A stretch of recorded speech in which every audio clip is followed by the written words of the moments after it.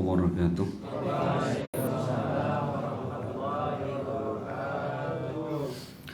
Alhamdulillah, wassalatu wassalam ala rasulillah wa ala alihi wa ashabihi wa man tabi'ahum bi ihsanin ila yaumiddin. Wa asyhadu an la ilaha illallah wahdahu la syarika lah wa asyhadu anna Muhammadan abduhu wa rasuluh sallallahu alaihi wa ala alihi wasallam. Qala Allah subhanahu wa ta'ala, ya ayyuhalladzina amanu taqullaha haqqa tuqatih wa la tamutunna illa wa antum muslimun. Ya ayyuhan nasu taqu rabbakumul ladzi khalaqakum min nafsin wahidah wa khalaqa minha zawjaha wa batha minhuma rijalan katsiran wa nisaa wa taqullaha alladzi tasaaluna bihi wal arham innallaha kana 'alaikum raqiba. Ya ayyuhalladzina amanu taqullaha wa qulu qawlan sadida yuslih lakum a'malakum wa yaghfir lakum dhunubakum wa may yuti'illaha wa rasulahu faqad faza fawzan 'azima. Amma ba'd. Ma'asyiral muslimin wal muslimat, saudara-saudara sekalian seiman dan seislam yang sangat kami muliakan, dan semoga Allah subhanahu wa ta'ala senantiasa memuliakan kita semuanya, amin ya rabbal alamin. Salam dan juga salawat tetap kita haturkan kepada Nabi kita Muhammad sallallahu alaihi wasallam, Nabi yang terus kita ikuti petunjuknya, Nabi yang senantiasa kita teladani akhlak-akhlaknya, dan tentunya Nabi yang sangat kita harapkan syafaatnya kelak pada hari kiamat. Ma'asyiral muslimin wal muslimat rahimani wa rahmakumullah, sekedar kami mengingatkan bahwa di pagi yang mulia ini kita telah berada di bulan Sya'ban tanggal ke-24, 5 sekarang ya, insyaallah 5 hari ke depan kita akan bertemu dengan bulan Ramadan. Tentunya bagi orang-orang beriman kita sangat senang, kita sangat bergembira, karena kedatangan Ramadan adalah kedatangan tamu yang sangat mulia. Sampai Nabi kita Muhammad SAW ketika beliau bertemu dengan Ramadan, maka beliau akan mengingatkan kaum muslimin saat itu, ya, sebagaimana dalam hadis yang diriwayatkan Imam Nasa'i. Rasul mengatakan, atakum syahrul Ramadan syahrul mubarak, telah datang kepada kalian bulan Ramadan, bulan yang diberkahi, bulan yang diberkahi, yaitu bulan yang banyak sekali kebaikan di dalamnya. Sampai Rasul menutup hadis tersebut dengan mengatakan, faman hurima min khairihi faqad hurim, maka siapa yang diharamkan, siapa yang dihalangi dari mendapatkan kebaikan-kebaikan di dalam bulan tersebut, maka sungguh dia telah diharamkan, dihalangi dari kebaikan yang luar biasa. Ya, jadi bahwa kehadiran Ramadan sekali lagi ini adalah ujian, karena orang yang mampu mengisi Ramadan dengan amal-amal kebaikan sehingga akan menggugurkan dosa-dosa, ini akan beruntung. Sedangkan orang-orang yang justru mereka membiarkan Ramadan pergi tanpa kita isi dengan kebaikan, maka termasuk orang-orang yang celaka. Makanya apa? Rasul pernah suatu ketika beliau naik mimbar, dan tiba-tiba beliau mengatakan amin, amin, amin 3 kali. Maka sahabat bertanya, ya Rasulullah, alama aminta, wahai Rasul, atas dasar apa engkau mengucapkan amin sampai 3 kali? Maka di antaranya beliau mengatakan, ja'ani Jibril faqala raghima anfum ri'in adrakathu Ramadan thumma kharaja falam yughfar lahu. Rasul mengatakan, barusan Jibril datang kepadaku dan mengatakan, celakalah seseorang yang dia bertemu dengan Ramadan, kemudian Ramadan berlalu, Ramadan habis, namun dosa-dosanya belum diampunkan Allah. Maka Jibril mengatakan, ucapkan amin wahai Muhammad. Fakultu amin, aku pun mengucapkan amin. Coba Jadi yang berdoa malaikat Jibril alaihissalam, makhluk termulia dari kalangan malaikat. Yang mengamini Nabi kita Muhammad sallallahu alaihi wasallam, makhluk termulia dari kalangan manusia. Coba. Ya, dua makhluk termulia ini berdoa dan satu mengaminkan. Tentang apa? Orang yang bertemu dengan Ramadan, kemudian berlalu Ramadan, sedangkan dosa kita belum diampunkan. Insyaallah, ya, makanya hendaklah kita mempersiapkan diri dari sekarang. Tinggal beberapa hari ke depan, ya, kita pertemuan Ramadan.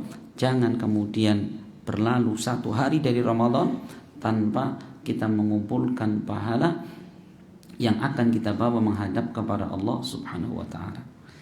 Ma'asyal muslimin wal muslimat rahimani wa rahimakumullah, insyaallah kita akan kembali melanjutkan pembahasan kita yang mana kita masih menjelaskan di dalam pembahasan rukun-rukun iman. Dan insyaallah kita akan masuk di rukun iman yang ketiga, yaitu iman kepada kitab-kitab Allah. Jadi rukun iman ada berapa? 6. Yang pertama iman kepada Allah, sudah kita jelaskan. Yang kedua iman kepada malaikat-malaikat Allah, sudah kita jelaskan. Dan yang ketiga beriman kepada kitab-kitab Allah. Yang dimaksudkan kitab di sini adalah kitab yang Allah Subhanahu wa taala turunkan kepada rasul-rasulnya. Ya, jadi yang dimaksudkan beriman kepada kitab adalah apa? Kitab yang Allah turunkan kepada rasul-rasulnya, rahmatanil khalqi wa hidayatan lahum, sebagai rahmat bagi manusia dan petunjuk untuk mereka, liyasilu biha ila sa'adatihi fid dunya wal akhirah, agar mereka mendapatkan kebahagiaan yang hakiki baik di dunia maupun di akhirat kelak. Perhatikan, jadi kitab yang Allah turunkan ini apa fungsinya? Ya, fungsinya adalah yang pertama sebagai rahmat, kasih sayang Allah kepada umat manusia. Contoh Al-Quran. Allah menurunkan Al-Quran sebagai rahmat. Kenapa? Yang membacanya mendapatkan pahala. Gitu kan? Yang membacanya mendapatkan pahala. Yang mendengarkannya mendapatkan pahala. Yang mempelajarinya mendapatkan pahala. Semua rahmat, semua kebaikan. Sampai Rasul Shallallahu Alaihi Wasallam ketika menyebutkan tentang kitab Al-Quran ini, ya, masya Allah, itu memang luar biasa. Orang yang membacanya mendapatkan pahala macam-macam. Ada pahala diberikan per hurufnya. Dalam hadis riwayat Imam Tirmidzi, Rasul mengatakan, man qara'a harfan min kitabillah falahu hasanah, wal hasanatu bi asyri amsalihah. La aqulu alif lam mim harfun walakin alif harf lam harf mim harf. Kata beliau, barang siapa yang membaca satu huruf saja dari Al-Quran, maka dia mendapatkan satu pahala. Dan satu pahala ini akan dilipatkan 10 kali lipat. Jadi berapa? 10 pahala. Maka kata beliau, tidaklah aku mengatakan alif lam mim satu huruf, tidak. Tapi alif satu huruf sendiri, lam satu huruf sendiri, mim satu huruf. Berarti alif lam mim berapa huruf? 3 huruf. Kita membaca alif lam mim, berapa pahala kita dapatkan? Antara 3 sampai 30 pahala. Insyaallah, itu rahmatnya Allah Subhanahu wa taala. Makanya orang yang mereka membasahi lisan-lisan mereka dengan Al-Quran, masya Allah, pahalanya luar biasa. Allah memberikan pahala membaca Al-Quran, ini baru membacanya. Itu apa? Diberikan pahala per ayatnya. Rasul pernah mengatakan dalam hadisnya, afala takhdu ilal masjid fataqra'a ayataini min kitabillah fahuwa khairun min naqataini. Kenapa kalian tidak bersegera datang ke masjid untuk bisa membaca Al-Quran barang 2 ayat? Kenapa? Karena 2 ayat yang kalian baca dari Al-Quran itu khair, lebih baik daripada apa? Engkau memiliki 2 ekor unta. Masya Allah. Unta harganya berapa, Mas? 25 juta, 30 juta, ada yang 40 juta. Coba andikan yang murah 25 juta. 2 ayat yang kita baca, kata Rasul, dari Al-Quran kita baca, itu lebih baik daripada kita punya 50 juta. 50 juta kalau gambar Soekarno mesem, Berapa lembar itu? Kalau sejuta berarti 10 lembar. Kali 50 berarti berapa? 500 lembar. Kantong kita nggak cukup. Baru 2 ayat. Masya Allah. Bagaimana kalau 10 ayat? Pokoknya hitung sendiri. Akai pol niko. Tapi kadang-kadang abote pol-polan baca Al-Quran ya. Padahal pahalanya luar biasa. Tapi nek duit sejuta, waduh gila, rezeki nomplok. Masya Allah. Kenapa teman-teman sekalian? Manusia kita ini kebanyakannya gitu, pengennya apa? Balasan yang instan. Gitu manusia itu. Punya sifat apa? Istijal, tergesa-gesa. Giliran dikasih dunia, langsung semangat. Coba jenengan lagi jualan misalkan, Mas, saya rumah di Sidoarjo, mau pesan barang, hitung-hitung sekian, untung 100.000. Mangkat orang mangkat. Bar Isya jam 9:30 malam Pak. 100.000 gambar Soekarno Mesem. Masya Allah. Siap Mas nggak tambah ongkir berapa? 20.000, 120.000. Mutar-mutarlah mangkat, udan mangkat. Kenapa Pak? Karena mengharapkan 120.000. 2 ayat Al-Quran kita bisa baca dimanapun kita berada, pada awang gitu. Kenapa? Sifat kita itu tadi ya, kita itu orangnya apa? Pinginnya yang instan gitu loh. Kalau akhirat kadon, ya alam kubur kadon, subhanallah ya. Nah ini Bapak sekalian, jadi Allah menurunkan Al-Quran, kitab-kitab sebagai rahmat bagi hamba.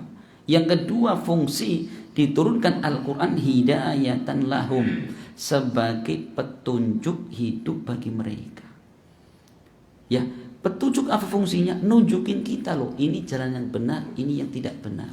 Contohnya gini Bapak sekalian, kita kalau mau menuju ke satu tempat, misalkan ke Jakarta atau kemana lah, kita belum pernah datang ke tempat itu. Apa yang kita pegang? Kan petunjuk jalan. Kiri kemana? Jakarta. Kanan jalan buntu. Ya, lah nggak percaya. Itu yang bikin pemerintah, katanya kiri ke Jakarta, kanan jalan buntu. Kita kanan saja lah. Kenapa? Dalane halus banget. Ya jurang anak-anak kai. Kenapa? Karena kita tidak mau ikut petunjuk hidup. Gitu. Maka Al-Quran, kitab Allah turunkan sebagai petunjuk hidup yang mengantarkan seorang kepada kehidupan yang hakiki, itu surganya Allah Subhanahu wa ta'ala. Nah, gitu ya. Sehingga seorang akan mendapatkan kebahagiaan dunia dan akhirat dengan apa? Kita berpegang kepada kitab yang Allah turunkan. Nah, kemudian Bapak sekalian, bahwa beriman kepada kitab disebutkan para ulama terkandung padanya 4 hal. Seorang dikatakan benar beriman kepada kitab Allah apabila kita beriman dengan 4 hal. Apa yang pertama? Yang pertama al-imanu bi anna nuzulaha min indillahi haqqan. Itu kita beriman bahwa Al-Quran ini, kitab-kitab ini turunnya dari sisi Allah Subhanahu wa ta'ala dengan sebenar-benarnya. Jadi Al-Quran ini siapa menurunkan? Allah Subhanahu wa ta'ala. Seorang muslim tidak boleh ada keraguan. Dulu orang-orang musyrik ragu mereka. Lah paling Al-Quran ini bikinan Muhammad. Ya bikinan Muhammad. Kan gitu.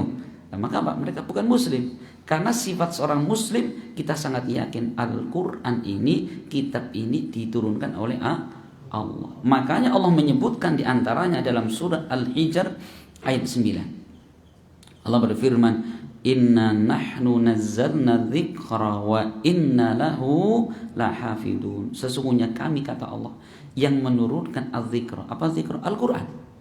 Dan kamilah, kata Allah, yang akan menjaganya. Insyaallah nih. Ini diantara kelebihan Al-Quran. Satu, Allah turunkan langsung. Yang kedua, Allah langsung yang akan menjaganya. Kalau kitab-kitab selain Al-Quran Allah turunkan, cuman apa? Tidak ada jaminan Allah akan menjaga. Tetapi Al-Quran dari pertama Allah turunkan sampai nanti Allah ambil kembali, itu Allah jaga. Makanya apa? Tidak pernah terjadi dalam kitab Al-Quran yang kita miliki ada pengurangan, penambahan, dan perubahan. Tidak ada sama sekali. Walaupun 1 huruf. Walaupun satu kata, nggak ada perubahan sama sekali dari awal sampai akhir. Kenapa? Karena Allah langsung yang akan apa? Menjaganya. Masya Allah. Yang di alam dunia Bapak sekalian, kitab seorinil sini cuma satu, Al-Quran. Adapun selain Al-Quran bagaimana? Ada perubahan. Kita pernah dengar ada kitab Injil, Perjanjian Lama, Perjanjian Baru, kan itu. Jadi setiap 5 tahun sekali ada perubahan. Maka dulu boleh, sekarang tidak boleh. Dulu 17, sekarang 18 gitu. Tetapi Al-Quran dari awal Allah turunkan, nggak ada. Mungkin kita bertanya, Ustaz, bagaimana cara Allah menjaga? Ya satu, itu cara Allah yang mengetahui.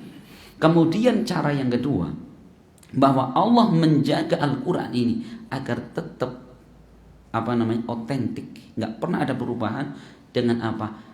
Banyaknya manusia kaum muslimin yang mereka menghafal Al-Quran dari awal sampai akhir. Coba, bahkan bukan orang dewasa, anak-anak kaum muslimin banyak, ribuan yang mereka hafal Al-Quran. Mungkin kalau di dunia ini jutaan manusia yang mereka hafal Al-Quran dari awal sampai akhir. Tapi ada tidak? Mohon maaf, penghafal kitab Taurat, Zabur, Injil sampai akhir nggak ada. Kenapa? Dihafal, baru mau hafal ganti sing anyar maning. Kan? Tapi Al-Quran subhanallah tidak ada pernah perubahan sama sekali. Nah ini, makanya ini diantara karakteristik Al-Quran, yaitu apa? Tidak pernah terjadi penambahan, pengurangan ataupun perubahan sama sekali, karena Allah jaga. Masya Allah, ya. Nah ini wajib kita ketahui bahwa Al-Quran ini dan seluruh kitab yang ada ini adalah diturunkan Allah Subhanahu wa taala haqqan. Tidak boleh ada keraguan. Makanya ketika dulu orang-orang musyrikin zaman Nabi yang mereka meragukan, apa kata Allah? Allah mengatakan apa? Jika kalian tetap ragu ya terhadap apa yang turunkan kepadaku, fa'tu bi suratin min mislih wad'u syuhada'akum in kuntum shadiqin. Ya, Allah mengatakan silahkan datangkan satu surat saja, bukan satu Al-Quran, satu surat saja yang semisal saja, tidak melebihi Al-Quran. Dan silahkan kata Allah, datangkan pembantu kalian. Silahkan tukang syair apapun yang mereka mampu kumpulkan, bikin satu surat. Tidak akan mampu mereka lakukan. Coba. Makanya dulu ada orang kata siapa kita nggak bisa bikin surat namanya Al-Fil juga, namanya surat gajah. Fil, ya hidungnya towil, hidungnya panjang gitu. Masya Allah, nggak ada nilai sama sekali. Perhatikan ya, itu Al-Quran yang pertama. Kemudian kandungan imanan kepada kitab Allah Subhanahu wa taala adalah apa? Kita beriman dengan nama-nama kitab yang kita ketahui. Seperti Allah menurunkan kitab yang dijelaskan namanya seperti jelas Al-Quran. Taurat yang diturunkan kepada Nabi siapa? Musa. Injil kepada Nabi Isa. Zabur kepada Nabi Dawud alaihissalam. Al-Quran, Taurat, Zabur, Injil. Ditambah lagi apa? Suhuf Ibrahim. Suhuf Ibrahim dan Suhuf Musa. Nah, para ulama khilaf. Kalau Suhuf Musa itu apa?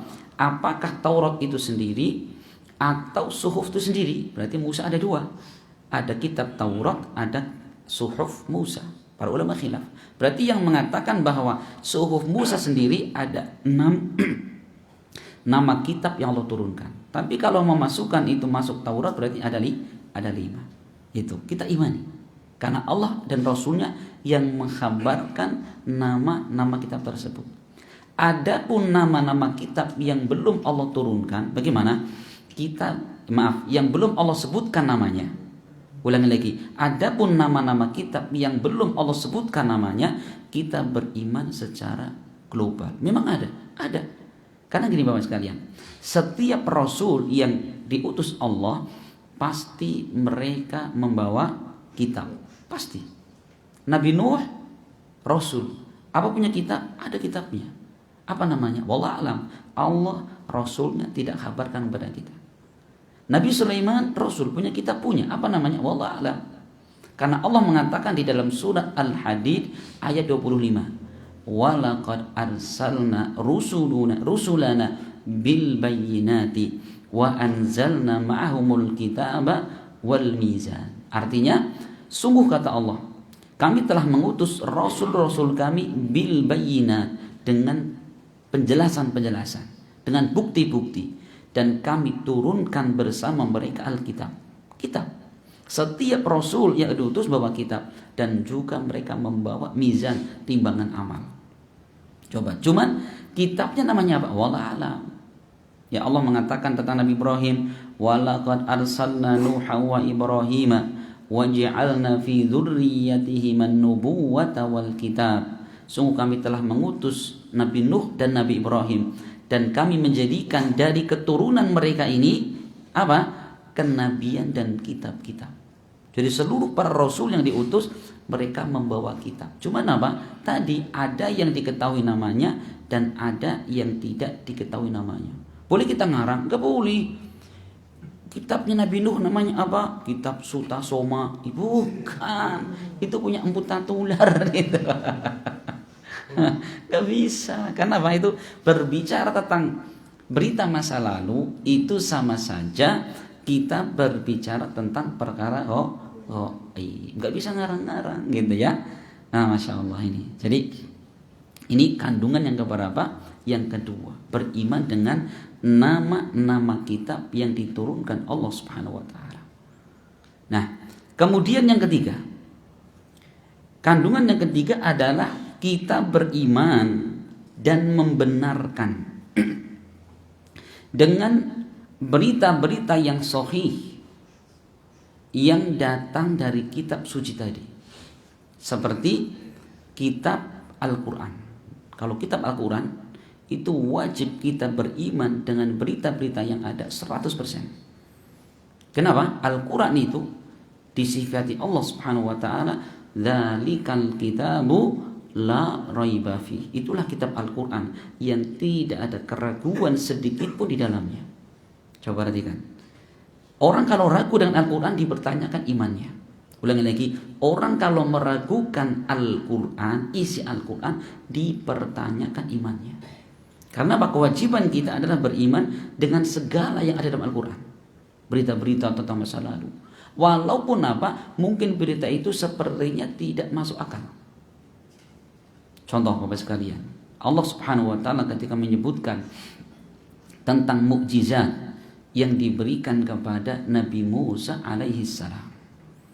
Nabi Musa alaihi salam, kita tahu ya bagaimana dakwahnya beliau, ya, menyampaikan tauhid, menyampaikan akidah Islam di tengah-tengah raja yang sangat zalim. Raja siapa? Fir'aun. Akhirnya apa? Nabi Musa alaihissalam ini dikejar-kejar oleh Fir'aun dan bala tentaranya. Maka sampailah Nabi Musa alaihissalam di hadapan apa? Lautan Merah. Cuma dua pilihan. Mau renang ke Lautan Merah selama tinggal, ya, mau Lautan Merah kok direnangi, mundur dicincang sama Fir'aun. Masya Allah. Maka Allah Azza wa Jalla berfirman kepada Nabi Musa alaihissalam. Allah mengatakan, idrib bi'asakal bahr. Wahai Musa, pukulkan tongkatmu ke lautan. Coba, secara akal manusia, ya, tongkat seberapa kuatnya sih? Ya, paling kita mukul di lautan ya paling berapa meter yang gerak, kan gitu. Apalagi lautan, mau kadang-kadang di kolam renang aja kita mukul nggak sampai ujung sana geraknya. Kok ini lautan? Tapi dengan izin Allah apa? Dengan pukulan yang ringan tadi membelah lautan. Coba, kalau pakai akal nggak masuk akal. Nah, tapi gitulah teman-teman sekalian, bahwa seorang beriman itu memang tidak semua bisa masuk nalar gitu loh. Semua apa yang Allah beritakan kita wajib untuk menerimanya. Gitu ya. Itu kalau berita yang ada dalam Al-Quran wajib kita yakin. Seperti berita dari Allah Subhanahu wa taala bahwa orang-orang beriman tempat mereka adalah surga dengan penuh kenikmatan ada di dalamnya. Apakah boleh kita ragu? Tidak boleh. Kita wajib yakin. Tidak ada sedikit pun keraguan dalam diri kita. Itu sifat orang beriman. Nah, itu kalau berita dalam Al-Quran. Ustaz, bagaimana? Kalau berita-berita tadi itu datangnya dari kitab suci selain Al-Quran, kitab Taurat, Zabur, Injil, atau diistilahkan para ulama dengan kisah-kisah Israiliyat. Nah, maka penulis kita mengatakan wa akhbarun ma lam yubaddal aw yuharraf minal kutubi sabiqati, atau kita beriman kepada berita-berita yang ada pada kitab terdahulu selama berita itu belum dirubah, belum diganti. Karena tadi seluruh kitab yang ada selain Al-Quran itu banyak perubahan, banyak pergantian. Nah, terus bagaimana? Tadi kata beliau, jadi kita percaya dengan berita yang sahih dari mereka yang belum diganti. Kita kan susah. Nah, makanya gini, kesimpulannya Bapak sekalian, tentang berita-berita, kalau istilah para ulama, berita Israiliyat itu ada beberapa perincian, ada 3 perincian. 1, berita-berita yang telah dibenarkan di dalam Al-Quran atau hadis Nabi. Jadi ini berita Israiliyat datang dari kitab-kitab terdahulu, kemudian dibenarkan oleh Al-Quran atau hadis Nabi. Kewajiban kita beriman, karena ini pasti benar datang dari Allah. Contoh, seperti berita tentang apa? Bahwa orang yang didatangi Nabi Musa alaihissalam untuk beliau belajar kepadanya adalah Khidir. Jadi berita Khidir, namanya Khidir itu berita dari Israiliyat. Tapi apa? Kemudian Rasul membenarkan. Berarti apa? Itu hukumnya benar. Itu contoh. 2, kalau berita itu betul-betul diingkari oleh Al-Quran dan hadis Nabi. Contoh, ada berita Israiliyat. Ini berita yang sangat kecil. Ya, apa beritanya? Bahwa dikatakan di sana bahwa Nabi Daud alaihissalam, perhatikan, ini kisah yang batil, kisah yang salah ini. Dikisahkan di sana bahwa Nabi Daud alaihissalam, beliau kan seorang raja plus nabi, nabi plus raja. Dikisahkan, auzubillah, Nabi Daud ini beliau naksir dengan salah satu istri pasukannya. Kemudian Nabi Daud, naudzubillah, ini berita salah ya, kisah salah ini.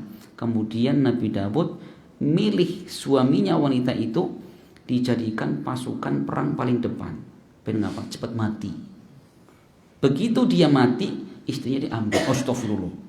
Itu ya, kita para ulama mengatakan, sepakat para ulama bahwa berita itu berita batil. Tidak mungkin terjadi pada seorang nabi punya karakter yang seperti itu liciknya, nggak mungkin.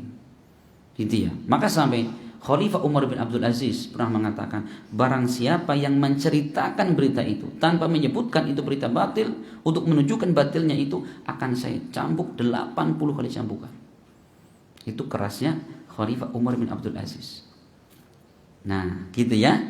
Nah, itu kalau jelas Islam, Al-Quran mengatakan itu adalah berita dusta. Kita tidak boleh meyakininya.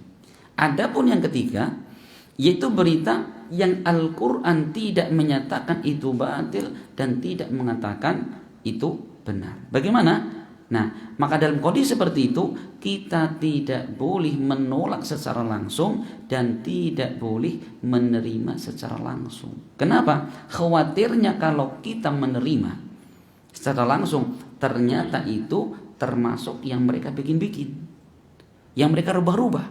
Dan kalau kita tolak secara langsung, khawatirnya itu datang dari Allah Subhanahu wa taala. Maka bagaimana kita? Kita mengatakan, kata Rasul, amanna billahi wa bima ja'a anillah. Kita beriman kepada Allah dan beriman dengan segala yang datang dari Allah Subhanahu wa taala. Gitu saja.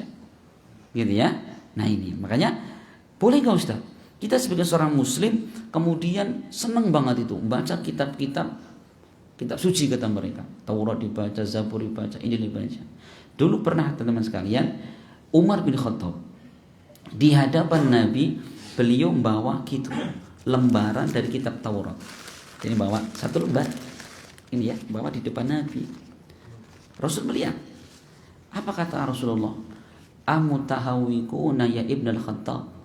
Wahai Umar, apakah engkau termasuk orang yang ragu dengan Al-Quran? Coba. Akhirnya apa? Sama Umar dibuang kertas tadi. Padahal Umar bin Khattab, perhatikan, ketika di tangannya membawa lembaran kitab Taurat, bagaimana? Tadi diingkari Rasulullah SAW. Akhirnya apa? Umar mengatakan, raditu billahi rabba wa bil islami dina wa bi Muhammadin nabiyya. Aku ridha Allah sebagai sembahanku, Islam sebagai agamaku, Muhammad sebagai nabiku. Akhirnya dibuang. Ini menunjukkan tidak boleh seorang muslim kemudian apa? Mereka memegang atau membaca-baca. Ya, takutnya apa? Ternyata yang masuk di sini syubhat-syubhatnya, kerancuan-kerancuannya. Nah, Ustaz, apakah semua tidak boleh? Nah, maka para ulama menjelaskan kecuali orang-orang yang memang punya apa? Keilmuan yang mapan. Dan mereka membaca kitab-kitab tersebut juga tujuannya adalah untuk membantah kitab tersebut, baru boleh. Ini sebagaimana Syekhul Islam Ibnu Taimiyah beliau punya kitab tentang apa? Tentang bantahan kepada orang-orang Nasrani. Murid beliau Ibnu Qayyim Al-Jauziyah juga punya kitab. Itu apa? Sama. Itu bantahan mereka terhadap apa? Agama Nasrani. Dari mana mereka ngambil bantahan? Dari kitab aslinya mereka. Itu baru boleh. Tapi orang kayak kita, jangan ambil resiko. Gitu ya. Mending apa? Kita membaca kitab yang jelas-jelas manfaatnya, jelas-jelas kebenarannya, kan gitu. Iya, makanya Bapak sekalian, kita jangan merasa pede. Loh, kita membaca kitab apapun nggak apa-apa. Toh kita bisa apa? Bisa nyaring. Nah gini, Masya Allah. Itu keliru. Seorang muslim itu mereka sayang kepada agama mereka. Makanya kan istilah para ulama, salamatu nafsi la yu'adiluha syai'un. Keselamatan diri-diri kita ya dari pemahaman yang salah itu adalah melebihi segala sesuatu. Lebih kita kedepankan dari segala sesuatu. Itu keselamatan agama kita lebih dikedepankan. Gitu ya? Iya, jadi kita nggak perlu baca-baca kitab-kitab seperti itu. Ya, kitab-kitab yang Allah turunkan, tapi apa? Sudah banyak sekali perubahan-perubahan di dalamnya. Nah, ini kandungan yang ketiga dari beriman kepada kitab-kitab Allah Subhanahu wa ta'ala. Kemudian kandungan yang keberapa? Kandungan yang keempat, yaitu kita beriman untuk apa? Kewajiban kita untuk mengamalkan isi kitab tersebut selama isinya itu belum dihapus, insyaallah. Jadi Allah turunkan kitab Al-Quran dan kitab-kitab yang lainnya untuk diamalkan. Ya, jadi Al-Quran ini Allah turunkan untuk apa? Untuk diamalkan. Makanya kadang-kadang sebagian kaum muslimin keliru, Pak, menjadikan Al-Quran sebagai hiasan dinding, gitu lah ya. Dinding di apa namanya, di tuang tamu, masya Allah. Katanya Pak biar berkah, gitu ya. Masya Allah. Di mobil ayat kursi, gitu. Itu tidak seperti itu, Pak. Jadi mengambil manfaat dalam Al-Quran itu bukan seperti itu. Ada sebagian lagi, dulu pas saya kecil, kata orang tua, Dek, biar nanti baca Al-Qurannya lancar, gimana? Ngambil Al-Quran sobek, dibakar. Nanti debunya dimakan. Mitos itu, Pak, nggak ada itu. Ya, untuk bisa kita mahir baca Al-Quran dengan apa? Dengan belajar. Rasul mengatakan innamal ilmu bitta'allum. Ilmu itu hanya didapat dengan dipelajari, bukan dimakan kertasnya. Kalau kebanyakan malah masalah paru-paru sama masalah ginjal nanti, Pak, ya. Iya itu. Itu. Jadi perhatikan, Al-Qur'an ini diturunkan Allah Subhanahu wa taala untuk diamalkan. Makanya tidak cukup Bapak sekalian kita membaca Al-Qur'an, tidak cukup. Selain kita membaca, kita pahami maknanya dan kita amalkan isi kandungannya. Sampai ada dalam sebuah hadis yang, tapi hadis ini diperselisihkan para ulama tentang sahih dan dhaifnya. Dikatakan dalam hadis itu tentang keutamaan orang yang membaca dan mengamalkan Al-Qur'an. Dikatakan man qara al-Qur'an wa amila bima fihi albasahu walidayhi tajan yaumal qiyamati dau'uhu ahsan min dau'is syams. Artinya barang siapa yang membaca Al-Quran dan dia mengamalkan isi kandungannya, perhatikan, dia baca, dipahami dan amalkan. Apa kata Rasul? Maka Allah Azza wa Jalla akan memakaikan kepada bapak ibunya apa? Mahkota nanti pada hari kiamat yang cahayanya lebih baik daripada cahaya matahari. Coba, ini bagi orang tua yang punya anak, dia baca Al-Quran, dipahami dan diamalkan Al-Quran. Siapa yang mendapatkan keutamaan? Orang tuanya, bapak ibunya. Masya Allah. Kalau di dunia ini, siapa yang pakai mahkota? Raja. Ya, orang terpandang. Tapi di hari kiamat bukan raja, bukan ratu, bukan putra raja, tapi yang memakai mahkota adalah siapa tadi? Para bapak, para ibu yang punya putra putri apa? Membaca dan mengamalkan Al-Quran. Masya Allah. Maka kemuliaan hari kiamat bagi siapa? Tadi orang yang apa? Mengamalkan Al-Quran. Makanya Masya Allah Pak. Gitu ya. Kita kembali. Jadi kewajiban kita adalah apa? Mengamalkan ya isi kandungan kitab tersebut. Dan kemudian kita tunduk dan menerima terhadap perintah yang ada. Baik kita tahu hikmahnya maupun kita tidak tahu hikmahnya. Sudah. Ini perintah ini sih manfaatnya apa? Masya Allah ya. Nah, kita tidak tahu manfaatnya, sudah kerjakan saja. Kenapa? Setiap perintah Allah pasti ada manfaatnya pasti Pak. Cuman apa? Kadang kita belum tahu. Sudah semua ibadah. Contoh Bapak sekalian, ibadah sholat. Saya kisahkan dulu ya. Pernah saya punya keluarga ini. Orang ini nggak pernah sholat itu. Ya sholat yang mungkin nunggu lebaran lah itulah. Idul Fitri gitu sholat rame-rame sih ke masjid bareng-bareng. Ini nggak pernah sholat pokoknya. Suatu ketika dia tertimpa apa? Rematik gitu. Sampai nggak bisa jalan, nggak bisa apa sudah. Nggak bisa jalan, nggak bisa apa. Tidur di kamar sudah. Nah kata anaknya yang sudah ngerti agama gini, mak coba dibawa sholat, sholat. Jadi latihan berdiri sholat. Masya Allah. Selesai sholat bisa jalan. Sekali sholat bisa jalan. Karena sholat kan rukuk gitu ya, berdiri, sujud, tahiyat. Masya Allah. Itu sekali sholat langsung bisa jalan. Hikmahnya luar biasa kan? Nah itu yang kadang-kadang kita tidak tahu. Lah sholat apa sih? Masya Allah. Itu baru apa manfaat secara fisik. Yang namanya ibadah sholat ya yang lainnya. Rasul mengatakan as-salatu nurun wa sadaqatu burhan. Rasul mengatakan sholat adalah cahaya. Cahaya di mana itu?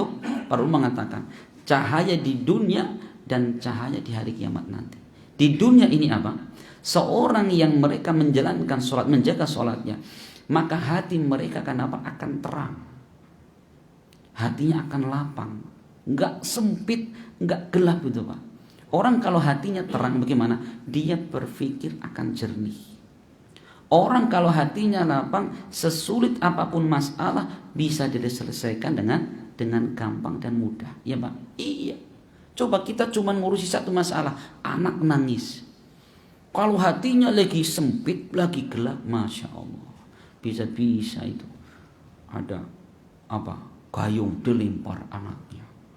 Ya, ada gelas lempar anaknya. Gelasnya pecah, anaknya benjol. Akhirnya kemana? Masuk rumah sakit. Kenapa? Retak. Tengkoraknya retak. Akhirnya operasi habis 15 juta. Siapa ngeluarin duit? Bapaknya. Gak punya duit, ngutang tetangga. Ya kan gitu? Coba. Kenapa? Ini dadanya sempit. Tapi kalau orang dadanya lapang dengan ibadah sholat yang dia kerjakan, terang hatinya, Masya Allah. Dia sesulit apapun masalah dengan akal yang apa? Yang cerdas memikirkan. Selesai urusan. Masya Allah. Itu di dunia. Hati cerah. Kemudian kata para ulama, dari kecerahan terangnya hati ini akan memancar ke wajah mereka.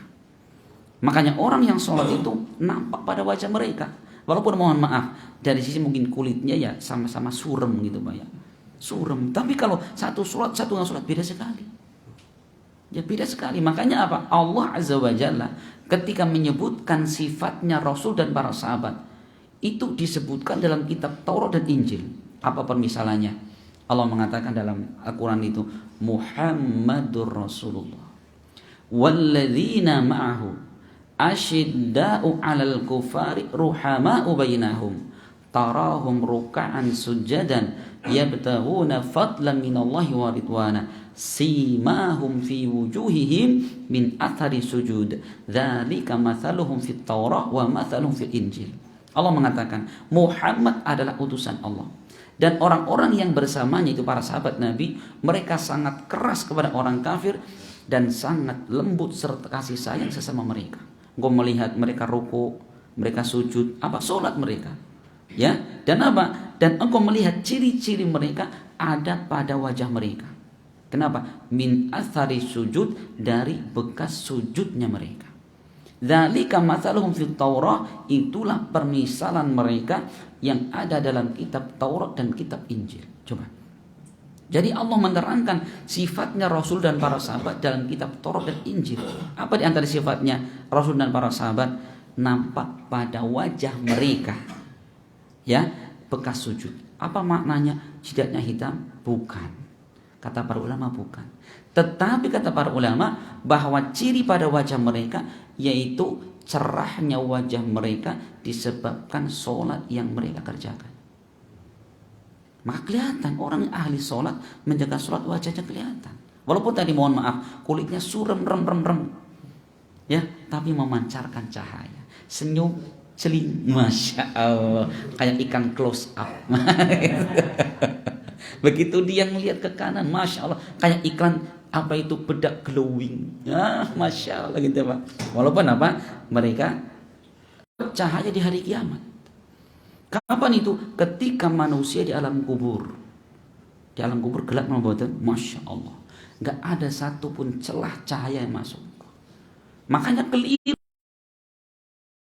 di kuburan malam-malam bawa templok, lilin, sentir, lampu biar apa? Kuburnya terangi, nggak manfaat itu Pak. Kenapa? Lampu cuman sampai tanahnya, apa tembus ke dalam? Tidak sama sekali. Maka cahaya di alam kubur bukan lampu lilin, tapi dengan apa? Dengan cahaya amal soleh, di antaranya ibadah sholat tadi. Gitu Pak ya. Iya, saya aneh-aneh punya santri itu. Saya nanya, Ustaz, kata orang tua saya biar apa kuburannya mbah itu terang pakai lampu. Oh alah, beda. Biar mbah bisa biar seger kalau ziarah kubur bawa air sama degan. Loh, nanti lama-lama pokori sweat sekalian. Fanta biar seger mbahnya. Gak manfaat. Gak manfaat itu. Yang paling manfaat adalah amal soleh mereka dan doa-doanya kita. Gitu loh Pak. Saya bilang kenapa gak bawa pokori sekalian itu sama itu es doger di depan itu kan seger banget. Itu tidak bermanfaat sama sekali. Masya Allah. Yang manfaat untuk mereka adalah apa tadi? Amal soleh. Di antaranya sholat. Ya, di antaranya sholat, masya Allah. Nah, gitu. Itu manfaat ibadah sholat. Contohnya luar biasa.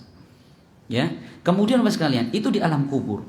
Kemudian nanti ketika sudah kita jelaskan dulu, ketika orang-orang beriman itu melewati di atas sirat. Makanya Abdullah ibn Mas'ud ketika menafsirkan ayat, yauma taral mu'minina wal mu'minati yas'a nuruhum baina aydihim wa bi aymanihim. Ketika engkau melihat di hari kiamat nanti, orang-orang beriman, cahaya mereka mengikuti mereka dari depan dan dari kanan mereka. Masya Allah, orang beriman di hari kiamat. Apa kata beliau, kata Mas'ud, yaitu ketika mereka melewati di atas sirat, jembatan kecil, lebih kecil dari sehelai rambut, lebih tajam dari pedang, di atas neraka jahanam. Ternyata apa? Orang-orang beriman mereka mendapatkan cahaya dari Allah. Dari apa? Dari ibadah mereka, di antaranya sholat yang mereka kerjakan. Masya Allah, luar biasa ya. Jadi itu ibadah sholat yang luar biasa, mendatangkan apa? Manfaat. Nah, orang beriman ketika Al-Quran memerintahkan sesuatu, lakukan. Walaupun kita tidak tahu apa manfaatnya. Termasuk misalkan ibadah puasa. Misalkan, Ustaz, apa sih manfaat hikmah ibadah puasa? Lalu kencot-kencot lemes manfaatnya, gitu ya. Jadi masya Allah sekalian, Allah mengatakan dalam Al-Quran, kutiba alaikumusiyam kama kutiba alal ladzina min qablikum. Orang-orang beriman diwajibkan atas kalian berpuasa. Sebagaimana apa? Orang-orang terdahulu diwajibkan untuk berpuasa. Puasa manfaatnya apa? Masya Allah, berjuta manfaat. Baik dari sisi kesehatan, jelas. Ya, Rasul mengatakan sumu tasihu, berpuasalah kalian, niscaya kalian akan sehat. Tuh, jadi tips hidup sehat itu berpuasa. Kalau kata dokter gini Pak, kata dokter ya, saya pernah ngobrol sama dokter. Jadi ibaratnya tubuh kita ini, kalau diisi makanan selalu mesinnya bekerja, ngolah makanan kan gitu. Dipisah-pisah, ini jadi nutrisi, ya, ini jadi lemak, ini jadi macam-macam, ini jadi kotoran gitu. Itu kerja terus. Ya, Itu kalau mesin kerja 24 jam, mau tidur madang di situ. Ya, kita tidur, badan tidur, perutnya ini kerja terus, Pak. Kan gitu. Kan gitu. Apalagi makannya yang makannya keras-kerasan itu kerja terus. Tapi begitu kita puasa, Masya Allah, kita puasa, satu, organ dalam itu berhenti mereka. Itu organ yang ngolah makanan berhenti. Ya, istirahat. Kemudian begitu lambung kita kosong, ternyata apa? Lambung itu mengeluarkan toksin-toksin, apa itu penyakit-penyakit, racun-racun, keluar mereka itu. Ya, berarti kalau perut terus kerja, ya penyakit nggak keluar gitu. Masya Allah, itu manfaatnya luar biasa. Dari sisi apa? Dari sisi kesehatan. Masya Allah ya. Karena kata para ulama bahwa penyakit yang ada pada tubuh manusia kebanyakannya munculnya dari makanan, dari perut. Pantesan ya nanti di hari kiamat, ya begitu kita mati, yang pertama kali busuk itu apa? Perut dan kemaluan. Kenapa? Itu paling banyak menyebabkan orang maksiat. Orang kalau urusan perut ini, Pak, Masya Allah, apapun akan diambil. Aspal dimakan, Masya Allah, cat dia makan, kerikil dia makan, batu dia makan, kan gitu. Masih perut. Atau sedikit di bawah perut, Pak. Yang ngerti dewek apa di bawah perut itu, Pak. Orang kalau urusan syahwat luar biasa. Ya, yang penting dapatin itu, bayar berapa dia lakukan. Makanya itu paling pertama kali busuk. Kenapa? Itu paling banyak menyebabkan manusia bermaksiat kepada Allah. Insyaallah ya. Nah itu, Pak. Nah, maka kewajiban seorang muslim adalah apa tadi? Dia mengamalkan isi Al-Quran. Adapun perhatikan, kitab-kitab terdahulu selain Al-Quran, maka hukumnya, perintahnya itu apa? Sudah dihapus dengan Al-Quran. Artinya apa? Tidak berlaku. Karena Allah menyebutkan di dalam surat Al-Maidah ayat 48. Al-Maidah 48 Allah mengatakan, wa anzalna ilaikal kitaba bil haqqi musaddiqan lima baina yadayhi minal kitabi wa muhaiminan alaih. Perhatikan. Allah mengatakan, dan kami telah menurunkan kepada engkau wahai Muhammad satu kitab bil haq, dengan kebenaran, yang membenarkan apa-apa yang ada pada kitab sebelumnya. Ya, wa muhaiminan, dan Al-Qur'an ini sebagai muhaimin. Apa muhaimin? Hakim yang membenarkan dan menyalahkan apa yang ada pada kitab terdahulu. Makanya Ibnu Katsir ketika beliau menafsirkan ayat ini, beliau mengatakan, menukilkan ucapan Ibnu Jurayj, Al-Qur'anu aminun alal kitabil mutaqaddimah. Al-Qur'an ini dia adalah sebagai amin, kepercayaan ya kepada kitab-kitab terdahulu. Fama wafaqahu minhu fawhaq, apa yang Al-Quran benarkan itu adalah benar, dan apa yang Al-Quran menyelisihi maka dia adalah batil adanya. Sudah, jadi yang menjadi hakim penentu Al-Quran. Jika Al-Quran mengatakan benar, benar, salah, salah gitu. Adapun kitab-kitab terdahulu tadi ditentukan dengan Al-Quran. Karena semua isi kandungan dalam kitab-kitab terdahulu sudah ada di dalam Al-Quran. Masya Allah, luar biasa. Maka Al-Quran itu sebagai apa? Kitab yang mencakup, ya isinya mencakup dari semua isi kitab-kitab sebelumnya. Taurat, Zabur, Injil, Suhuf Ibrahim, Musa sudah ada di dalam Al-Quran. Ya, bagaimana kita tidak bersyukur kepada Allah dengan nikmat yang sangat besar ini yang Allah berikan kepada kita.